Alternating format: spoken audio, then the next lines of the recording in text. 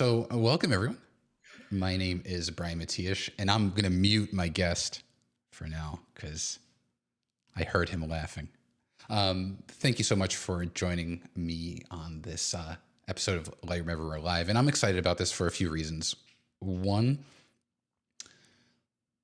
the topic. So, AI is, you can't not have heard about it by now, right? Like, you can't. You have to have heard about it. You probably have used it. But also, I'm excited because this is the first episode since we launched this live show where we have a guest, and I'm just really happy that we've got my buddy Blake Rudis, who's just been really diving deep into AI and how it relates to art and photography. And whoa, look at that! We've got my friend Hillary Fox from Spain, who I used to work with at Topaz Labs. Hillary, thank you for joining. So you don't want to hear from me. You don't. I know you came here. You love this face, but really, the what you want is this guy right here. So I totally waiting for him while he was taking a swig. I would like to welcome my good buddy Blake Rudis. Blake, why don't you tell people about yourself? We just met. I don't know what you're talking about. I told you not to tell anyone. I'm Blake Rudis from F64 Academy. Been kind of embracing the whole AI thing for quite a while, in many fronts, not just the generative AI, but also on the ChatGPT side, and really just enjoy it. So for Brian to invite me on here and talk about it was an honor. That's awesome. And you kind of, I want to talk to you. I just want to jump into this in Okay. terms of how people understand what AI is. So there's AI from the concept of generating something out of nothing. And then there's using AI, or what we commonly call generative fill, to either remove or add something to a photo you've already taken. So can you talk a little bit about that? Yeah, I can talk a little bit or a lot. It just depends on how far you want me to go. So, Go there's far. there's many different fronts when it comes to AI. There's a generative AI, like you said, in Photoshop, where you need to put something into an image and it's already your image, and you just need to fix something or put something into it. There's the complete generation of text to image generation, where you type something and it creates something for you. There's also now just upscaling and detailing AI, where you have something in a photograph and maybe it's a small photograph and you want it blown up and detailed, but you don't want it to generate new things. It's crazy. I'm even seeing video AI these days, and even I just saw it today. A good buddy of mine, Pratik Naik, he also posts a lot of stuff about AI, and I follow him, and he was posting stuff about video games being made by AI. I So, saw I mean, that. you can't get away from it. There's also a guy who just wrote an entire rap album in 24 hours and produced it using AI. It's going to be everywhere. It's going to be movies. It's going to be in images. And I've decided to take it on to the extent that I want to take it on without, I guess, uh, you have to play a very interesting role with it and where you want to be with it. But I don't think you can ever get away with it. So it's one of those things where it's like, away from it, I should say, you either jump on with it in some way, shape, or form, or you just kind of become a product of it, honestly. And even cameras are starting to have AI, with AI eye tracking, with programs that can edit your image using AI presets, and I mean, it just goes on and on. Artificial intelligence, you can't get away from it. So then, has it affected your business or your personal pursuits as a photographer? Because that's the way I want to start, is like your take on, I know you've embraced it. I know that. And I'm kind of leading the witness, but like, how has it affected your approach to the way you compose photos when you go out to shoot? Do you like not sweat the small things anymore? Because you know, like, oh, I can use AI to remove something or add something. So, from a business and a personal perspective, how has AI and generative fill kind of impacted you? From the generative fill side, not necessarily the generative text side, I guess is what you're getting at, right? Yeah. like as far as fixing stuff. I think that it's been very helpful. I recently took a trip to the Pacific Northwest last May, and this was right before the remove tool came out.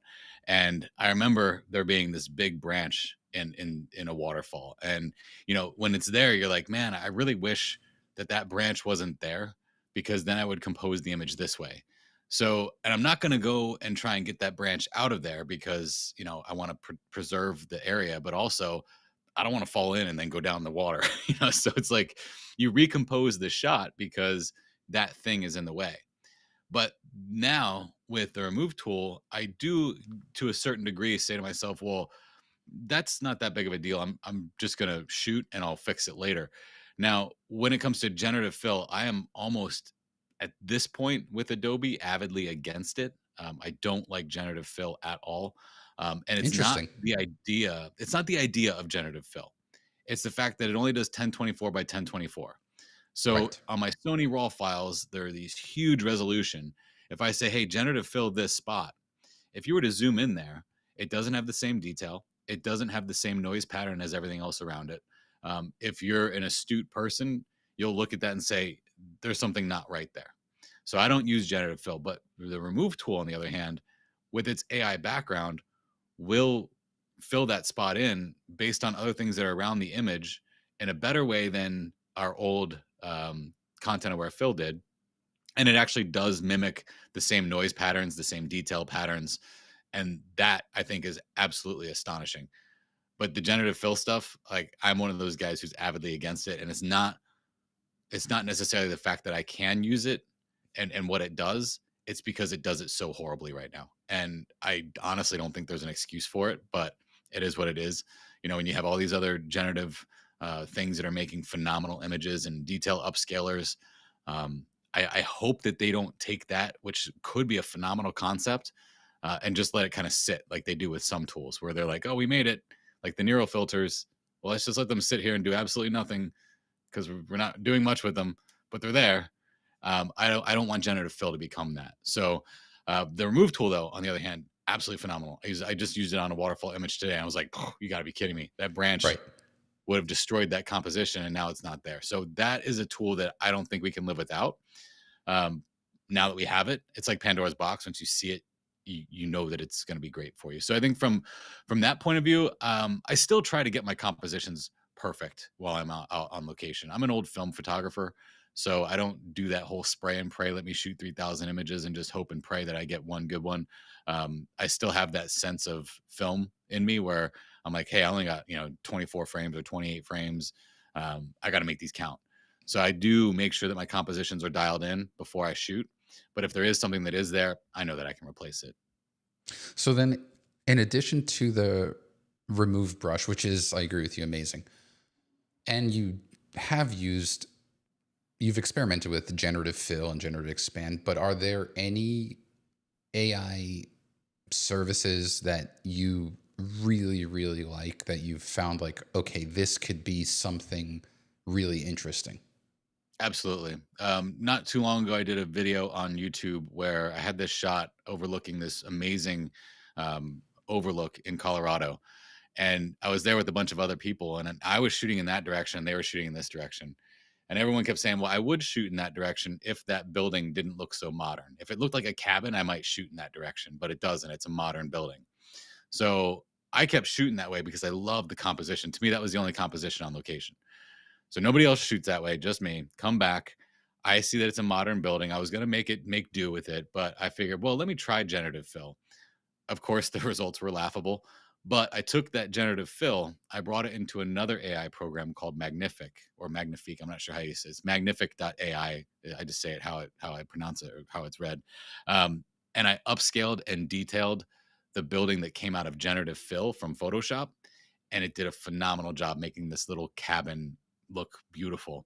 Popped it in the scene, and it was exactly what my vision had for the place that I would not have been able to do on my own. So I'm an artist first, and then I'm a photographer. I'm an artist who works with a camera. I've been an artist Talk my about whole that. life.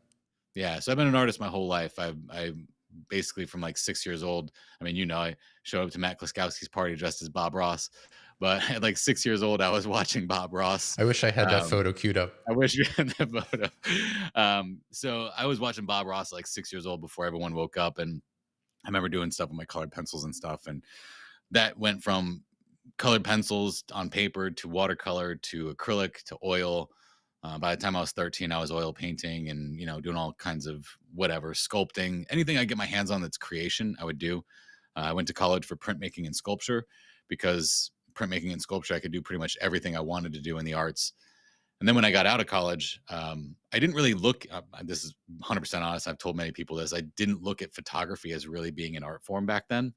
I looked at it as more of a way to help me with my art forms, to create my art, and use it almost as a supplemental thing.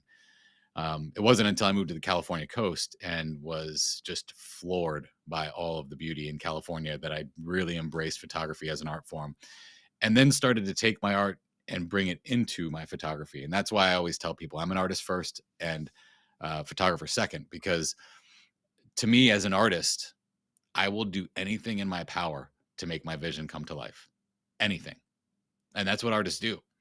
So now with this generative AI in any way that you can make it, whether it's text to image or generative fill or magnific, whatever it is, if it can enhance my vision to make a better experience for my viewer, I'm gonna do it. Period. So Yeah, I mean, that's actually a great point because you can apply that to the creative vision and also to the, I would say, the corrective component, or the more administrative part of editing photos. Because I think about this a lot. I'll never forget one time I was, here, one second. I was co-leading a workshop at Death Valley National Park, and we were at the artist palette. So just beautiful rock formations with these vivid colors. And we were on this kind of hill, elevator, looking down. And all of a sudden, out of nowhere, one of my workshop attendees starts screaming, like, "Hey, get out of the scene." And it was just another tourist. It wasn't even a workshop attendee. And I mean, I had to speak with her and explain that that's just not called for. But with AI, especially with the remove tool, for example, and with, I feel like with content aware, or with generative fill rather, in small selections, it does a good job. Like you said, there's a 1024 squared resolution limit. But nowadays, I'll admit, even myself, sometimes I would get miffed when there's a person or people in my composition, and I'd sit there and wait, or I stare daggers at them. But now I know that with these tools, I mean, the healing brush and the clone stamp, those are okay, but it left a lot to be desired. And I think right, with what we have there, don't worry about if they're people. And to right, your point, I really like the fact that you're willing to do whatever it takes to maximize the experience for your viewer with your work. So I do want to switch gears though, because there is a topic that I know a lot of people, especially photographers, are sensitive over. And I think there was a comment um, by Scott here. So you don't know if it's a legit photo or AI generated. So that's one thing. Um, these AI models, these large language models, are trained on massive troves of data. So, what are your thoughts? Do you have concerns about like copyright infringement, or like how would you feel if you found out that some like Magnific was trained on your photos? So what is your response to that? Like, what do you, does that bother you? Are you okay with it, or is it something that photographers should even care about? I look at it this way. If you put yourself on the internet, someone's gonna steal your work. Period. Period. And I've even had YouTubers, a big name YouTuber, take images off of my website and use it in their video without permission. Okay. So if you think that your stuff is going to be immune to somebody taking that's impossible. You put yourself out there and guess what? It's going to get taken. it's a double-edged sword. You want to put your stuff out there so that you get seen, but you know that once you put yourself out there, if you know, this was back in the day with Facebook when people put their images on Facebook and they'd post that thing. Well, I'm posting this so that Facebook doesn't have copyrights to my images. Like, no, Right. that's not how this works. You can't just say that because they already have a clause that says if you put this here, we can use it, right?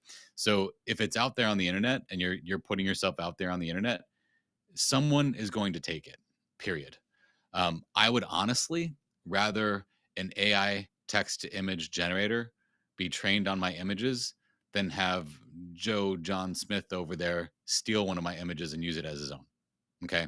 And the reason behind that is because I look at it this way. And I did a talk in front of a bunch of high school kids not too long ago that were um, discussing AI, and they were asking me how I felt about it. I said, okay, think of it this way. You have one teacher here that is teaching you visual communications right now. They're like, yeah. I said, well, do you think you'd be better at visual communications if two came in? They were like, well, of course. Would you be better at visual communications if five came in and taught you? Well, yeah. Would you be better at visual communications if 5 million teachers came in and taught you? Well, yeah, we would know everything about visual communications, period. Okay. So essentially, what these generative text to image creators have done is created a personal assistant that has been trained on many different arts and artists.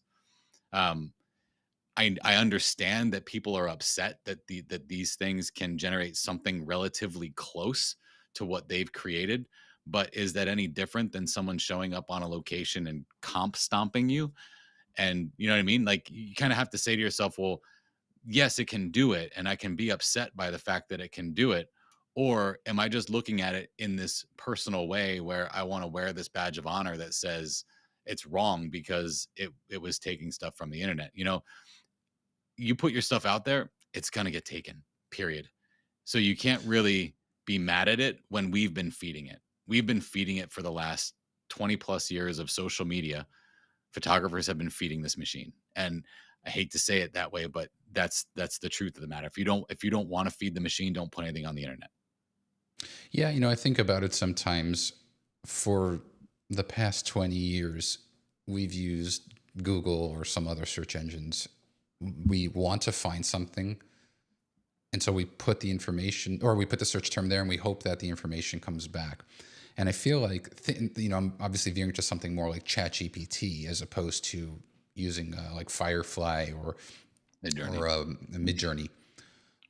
But these AI models are trained on vast troves of information, and we always wanted to get the best possible information, obviously, hopefully accurate, but as quickly as possible. And so, in that regard, it's the same thing. These models are trained on just about, in fact, I just saw yesterday an article that Automatic, the company that owns WordPress and I think Tumblr, Hmm. they will be selling the blog data from some WordPress.com websites and public Tumblr posts to train LLMs. Like it was just there. It was on Lifehacker yesterday. Wow. Yeah. And so, like my wife Ashley, she hosts her site using WordPress.com because she did a bunch of research and she saw that was like one of the fastest loading web pages. And so she did say that there is a way to opt out of it, but you have to opt out. And that's Mm, typically the case. Um, so with photography, it's really tough because you could extend that rationale. If I were to, like, for example, there's this, John said here, Gen Phil has its place, a very limited place. Example, you may need to, a little bit of space between a person and the edge of the photo.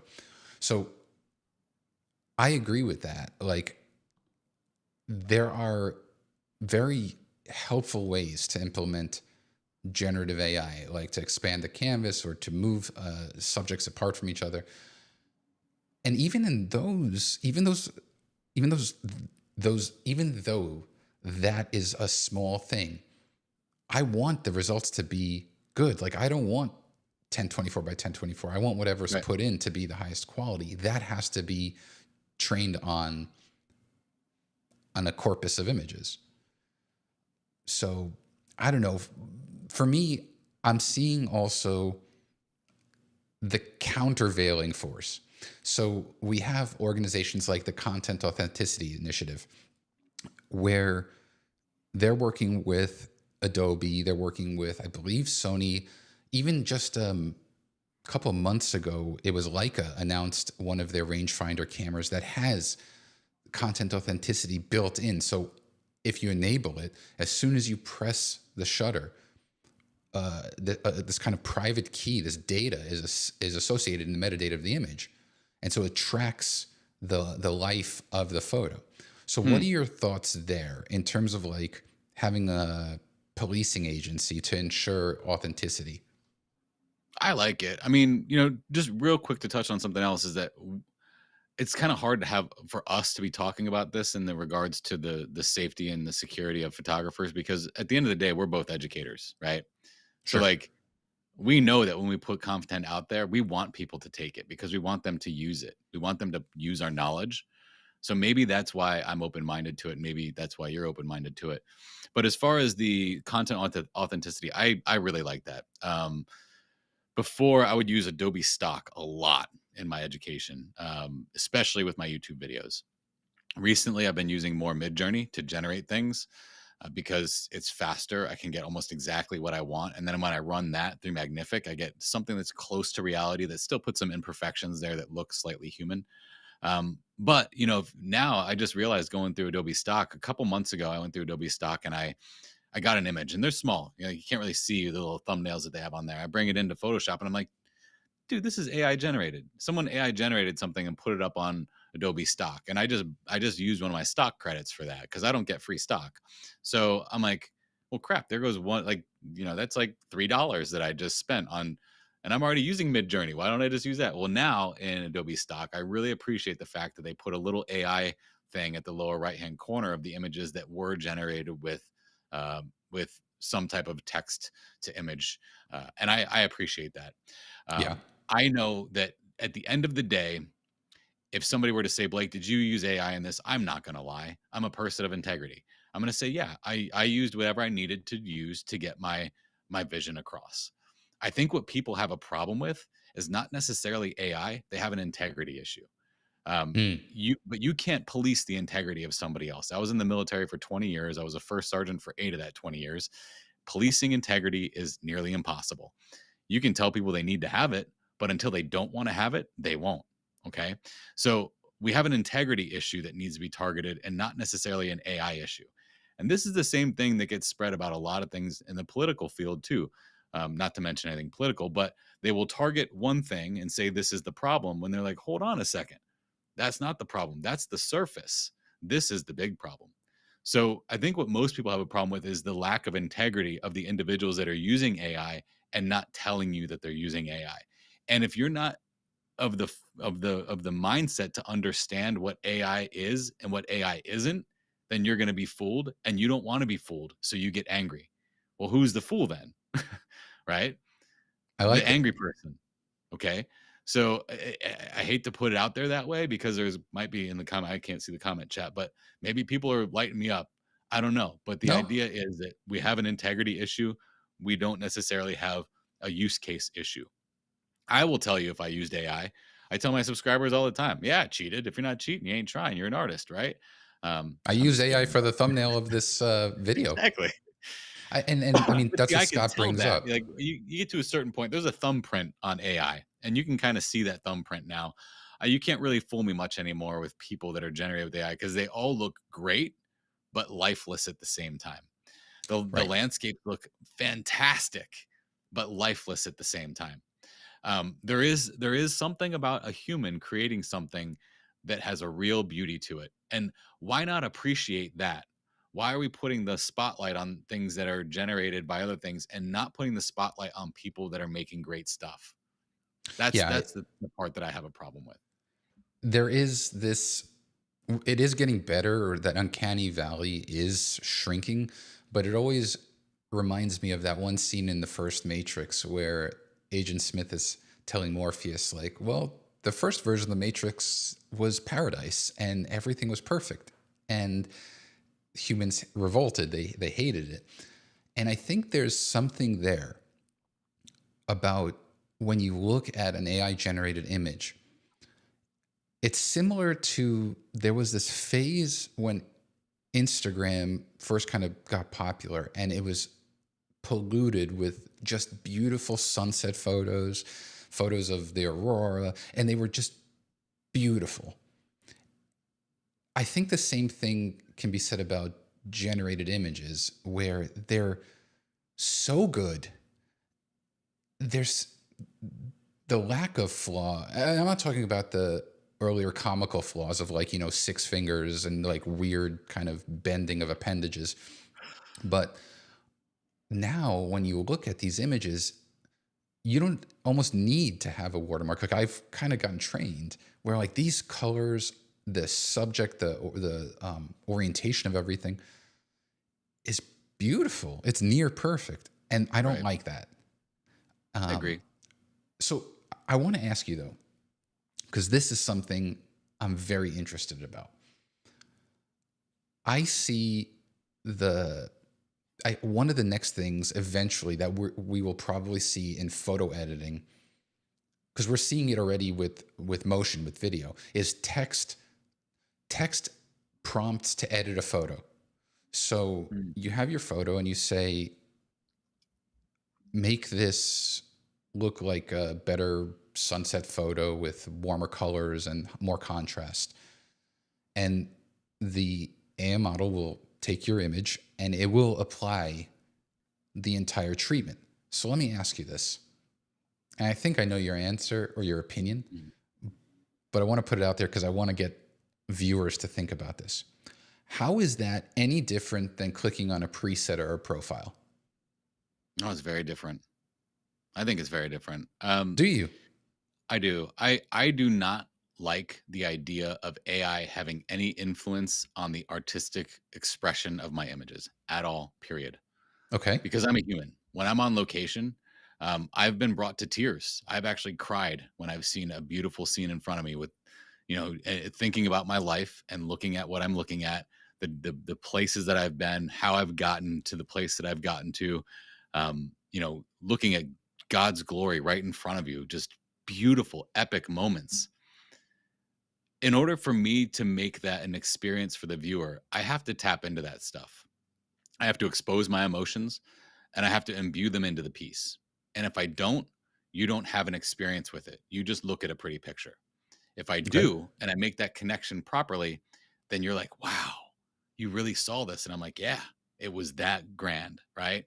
And there's something about that connection between what I've put into the image and what the individual has received that makes art art. That's the connection. At the end of the day, art is human connection. How does this human create something and this human feel something from it? Now, if you're going to put something in between there and say, well, I had this AI thing do all the artistic expression for me. That's where I draw the line. That's about the only place I draw the line on AI. I don't mind having it put something in the piece or fix something in the piece, but if you're going to say that I want AI to change the tonal value or the color expression to match a certain mood or emotion, that's to me that's not right because you have to feel that, and someone who is a real true artist will understand that the connection that they have with the scene that they're producing is directly related to the feeling that they had while they were looking at it. So having some type of like AI doesn't cry, AI doesn't have emotions, AI doesn't have feelings. That's what artists do. Now, if you're just making pretty pictures, that's different. But if you're trying to build experiences for your viewer, that's where I'm like, I don't think I can ever have AI with a text to prompt thing unless someone comes up with a model that says make an image look like a Blake Rudis. I'm just kidding. But you know what I'm saying? I mean, Like it's getting there. I mean, you pretty much could it already. could be there. It could be there. And that's where I'm like, that's where I kind of draw the line. I don't mind using things that I generate as backdrops or backgrounds for a composite because I used to use stock image for that. But I would still put my artistic expression over top of that, almost like a piece of cellophane that goes over top of something normal, right? That makes it then magical. That's what the artistic expression is. So my workflow goes tone, color, artistic expression. And I'm very, very clear about doing tones first, then modifying my colors, then giving myself the excuse and the opportunity to tap into my artistic vision and put that over top. At any point in my workflow, you could stop it and say, that's a pretty good photo at the tone. But then you say, oh, wow, that's a pretty good photo at the color. And it could be even ready for people to see. But then once you put that artistic expression on, man, that's like the icing on the cake. So I don't think I can hand that over to AI. Then what about applying a preset or a profile, like a Well, a like preset or a profile, I think honestly, I mean, I have made some presets and profiles, but my presets and profiles that I make typically are not going to change or alter the look of your image. They're going to set you up with something that you can change to get the look that you want based off of the parameters that I've put into this preset or this look. well, it should also be prefaced that you are primarily a Photoshop user, correct? Like you're not Primarily, editing your yeah. photo. Yeah.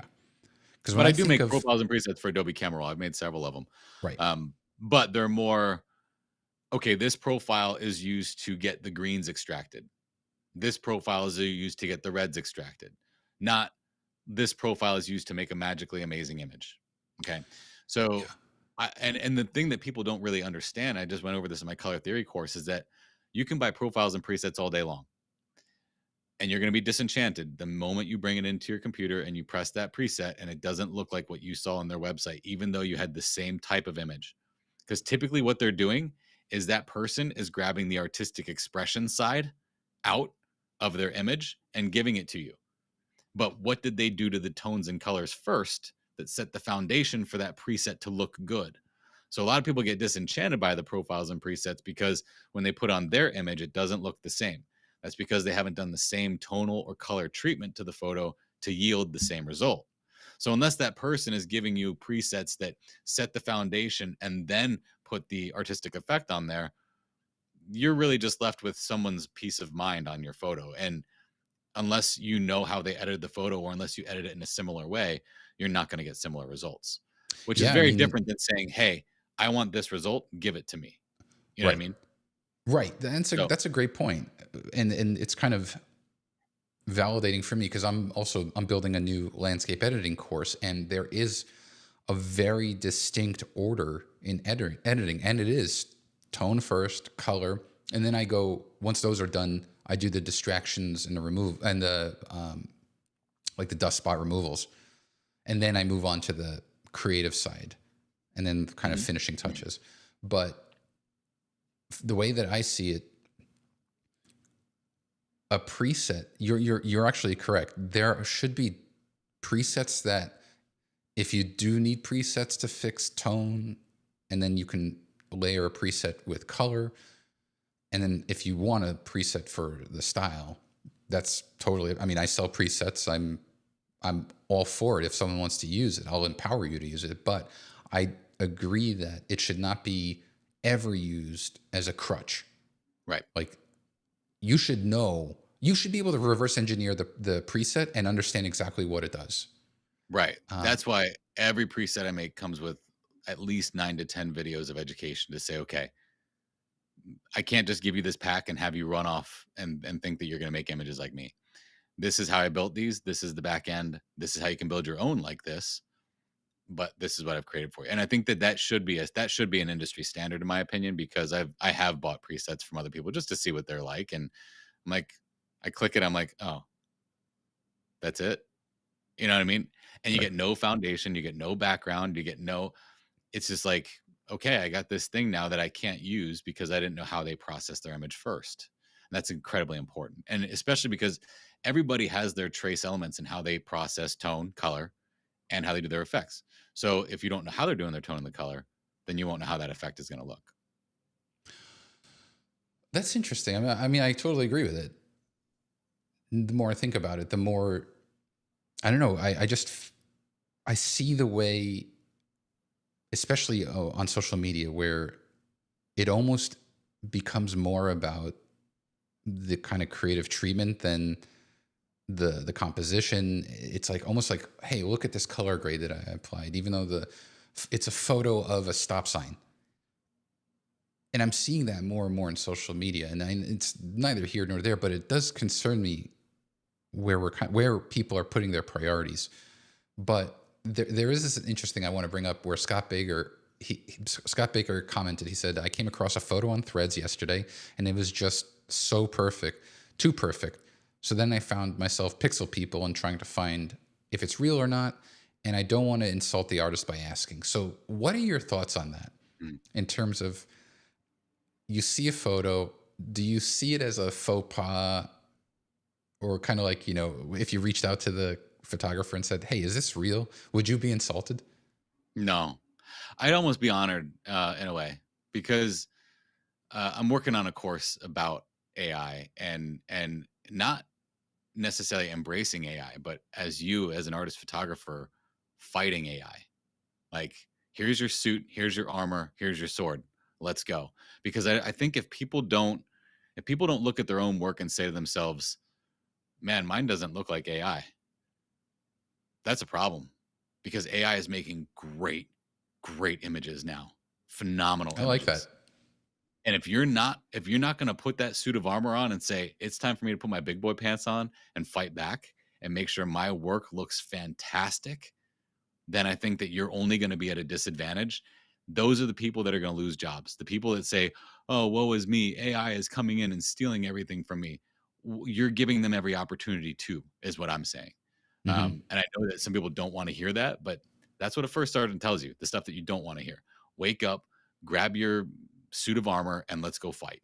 Because AI is making phenomenal things. And if your stuff isn't looking phenomenal, it's the only person's fault is your own. So if you're not getting the education that you need, the knowledge that you need, if you're investing in better lenses and cameras, you're on the wrong path. That's not going to help you. You need to invest in here and understand that this whole artistic vision thing is yours. And so for me, if someone were to say, "Hey Blake, is that AI?" I'd be like, "No." But hey, I'm honored that you said that. That must mean it looks really good, right? I dig it. I see here Greg McMillan, who I was just on his iPhoneography podcast a couple days ago, and he says, I prefer to use AI, where he calls it artistic intelligence, as opposed to artificial intelligence. And I think that's right in line with what you're saying. Right. So I'm trying to think if there's just a lot of, I don't want to go down the easy rabbit holes of AI because I feel like it's been done to death, but I love your approach to it, in terms of, again, doing what you can. Because I've seen the photos, you've shared some photos with me that you've put through Magnific, or I will link to the video that you talked about where you used it to change that cabin. Mhm. Because I think that's brilliant. So I just want people to approach it with an open mind. Like I mentioned, this the landscape course that I'm doing. I'm about to start the module on sky enhancements and sky replacement. And so I don't know. I want to show people what the opportunities are, and they can decide if they want to use it or not. But don't just like in a knee jerk reaction, just like kick it to the curb. Right. So And here's a cool thought on that. So I've shown you a lot of things, and my brother's a high school teacher, and I think I might have told you this story, but he makes these trading cards for his students when they answer questions and stuff. It's kind of like just a fun thing that he does to get them engaged and off of their phones, and it's just one of those things where he hands them out. He sends me a text message and he's like, "Blake, take a look at this. I'm pretty proud of my Photoshop work." And it was like him dressed as a police officer with like clip art all over him. And I'm like, bro, I love you, but a guy who can do stuff for you, right? And he's like, yeah, I just, don't want to ask you. So I did this whole series for my brother on trading cards with my brother, with one picture of my brother's face, but using it repeatedly as a composite on on different superheroes that were generated using Midjourney. Now I'm not going to sell these. It is what it is. I'm not worried about copyright issues. It's more fan art at this point than anything. So I put my brother on a series of different superheroes and made his own trading cards right, so that, I cut them out, I put them in sleeves. This is something that I used AI to generate a lot of the characters because I don't have access to that stuff. I had my brother's face, I have their bodies, I made my own backgrounds, and I made 9 different composites of my brother and made these cards, cut them out very meticulously, and made him his own trading card set. So if you take a look at that, like I couldn't have done that without AI to that extent. It sped up the process.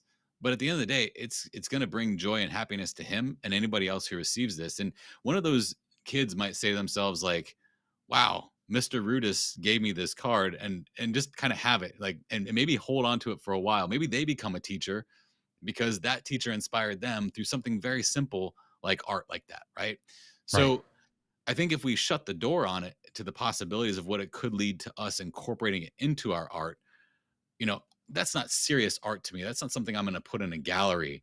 It's not something. It's just fun stuff between me and my brother, you know. But it's going to bring joy to somebody, and it brought a lot of joy to him when he saw it and opened that box. So Ye- there's a lot that you can do with it, and I think if people embrace some concepts of it and kind of include it in some way, shape, or form, just embrace it in some way, shape, or form, I think you're going to be better off. If you don't, it's going to swallow you whole, I think. Yeah, and this is kind of what Fabrizio, I just brought the comment up. He said, "Hi, Brian. Hi, Blake from Rome, Italy." And he Nice. said, "Tough Hi. argument. This AI thing is creating a lot of problems, most of all because I see a lot of people lacking education in the way you can and should use it." I think that's kind of, I think I agree with you. For one, yeah, it's important to know how to use it, how to use it effectively. And I think Blake is one of those people who has been using various AI tools with a lot of success in creative ways. Where I where I worry and where I think it gives AI a bad name for photographers is when it's used for nefarious purposes. So like, Oh, of course. yeah, where you like pretending or submitting a AI generated image to a contest or something and pretending that it's authentic. And that's where That's I not an think AI problem. That's a person problem. That's an integrity exactly. issue. That's what it goes back to. Like the root issue that people have problems with is not AI in general, in my personal opinion. It's integrity of people. But instead of putting it on people, they want to put it on something. So they put it on AI. That's a people problem. And we are doing this in society in every way, shape, and form, giving every human being an excuse to not be a good human being. Hmm. Blake, I think on that note, that's a great way to wrap this up because man, I wish we kind of started with that. You brought Yeah. it up earlier, but it really is, it is not an AI issue. Yeah, I'm going to leave it at that because it could get very All the easy to. Yeah. Every time It's someone's brought an issue to me with AI, it's like, okay, well, is that the problem? My job as a first sergeant was not to take the problem that was brought to my table and say, okay, we need to solve this. My job was to dig, find the root, pull the root up, expose the root so that we didn't get any more weeds. It's you can If you just keep trying to target the problem, you are not going to you're not going to get to the bottom of it ever. And it's just going to grow and grow and grow and it's going to overgrow and then you're swallowed whole by it. But if you find the root, but this even goes down to personal stuff too. Like I have to do this in my own life and dig into my own soul and say, what are you doing here in this direction? Is this going to help you and make you a better person for your wife, for your kids, and for your family? No. Then don't do it. mm. Right? Like, You're getting a lot of love. You've got Fabrizio saying exactly. You have Scott Baker saying well said. You have Sheila Ferguson saying amen. It's a people problem indeed. yeah. So I think because that, I mean, I read a lot about AI and seen people's responses, and this is one of the first times, if not the first time, where someone has really kind of flipped it on its head and shined a light on what it actually is. Where inherently the AI, even this week with the whole controversy around Google's Gemini AI, where it was just outputting these completely factually incorrect images based on text. It's not the AI, it's the how the AI was trained and the parameters and the guardrails, and those were done by man. And man was offended by what a robot did. That's man's fault. There you go. You want to take offense, that's your fault. Like, and that's why I don't take offense to things, because if you take the offense to something like that, then you're just setting yourself up for failure. If you just decide, hey, how about we talk through this instead of taking the offense, then you don't ever have to take the offense. You just have open line of communication. But that's the thing. They're scapegoating it and saying, oh, this thing is so horrible. I'm offended that they made this person black. Well, I'm sorry, that's it's an AI model that did it. It's a robot. Like, Yeah. if you're offended by it, that's your fault. It's not the robot's fault. Like, Well, yeah, it was also trained and it's going to do what it can do, but there's definitely people constantly looking for gotcha moments as well, just waiting. right. So yeah, I mean, I think the future is very exciting. I'm not worried about it. Like we haven't. I'm not thinking about this from the impact on society or industry. I'm thinking about this specifically from a creative implementation for photographers. And I Mhm. think, I mean, we're just getting started, and I think it's going to be getting better and better and making our ability to execute our creative vision easier. You know, like, Exactly. let me ask you something. This is a good question. Let's close on this. Okay. I'm trying to formulate this.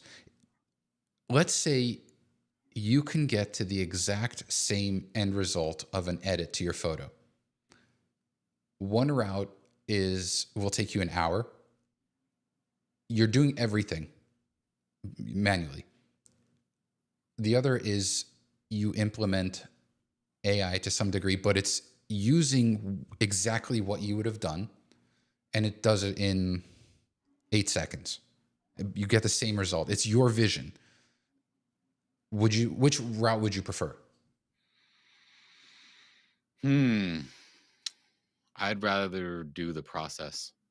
Really? Yep.